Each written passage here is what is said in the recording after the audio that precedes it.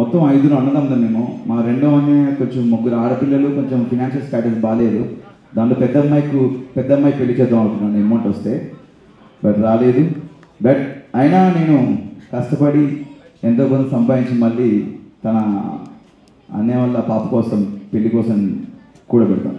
అన్న మీ అన్నగారి వాయిస్ విన్నాము, సేమ్ యాజ్ టీజ్ మీలాగే ఉంది. ఏంటి మీ బ్రదర్స్ అందరిది సేమ్ వాయిస్ యాజ్ టీజ్? అంతే కదా, అన్నదమ్ములంగా సేమ్ అందరికి ఉండదు కదా. అందరికి ఉండదు. బేసిక్గా మా ఫ్యామిలీ కొంచెం బేస్ వాయిస్ అందరికి.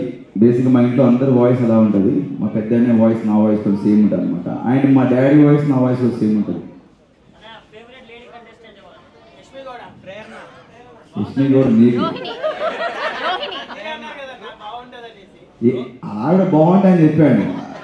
ఫేవరెట్ అంటే నాకు Rohini, Shivangi, my friend living legend Rohini వచ్చిందా?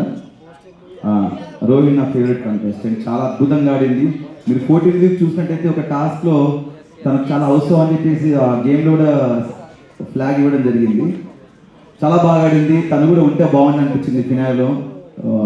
బట్ తను నేను ఇద్దరం వేరు కాదు, ఇద్దరం ఒకటే.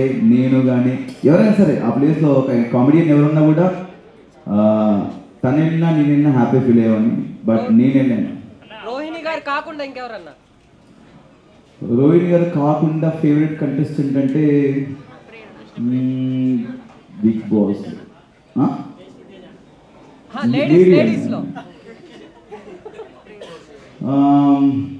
అందరు బాగా ఆడారు. ప్రేరణ నాకు టాస్క్లు పరంగా చాలా బాగా ఆడుతుంది. టాస్క్ తను ఒక ఫైటర్లా అనిపిస్తుంది. టాస్క్ల పరంగా చాలా బాగా ఆడుతుంది. ఆ పరంగా అయితే నాకు ప్రేరణ టాస్క్ల వైజ్.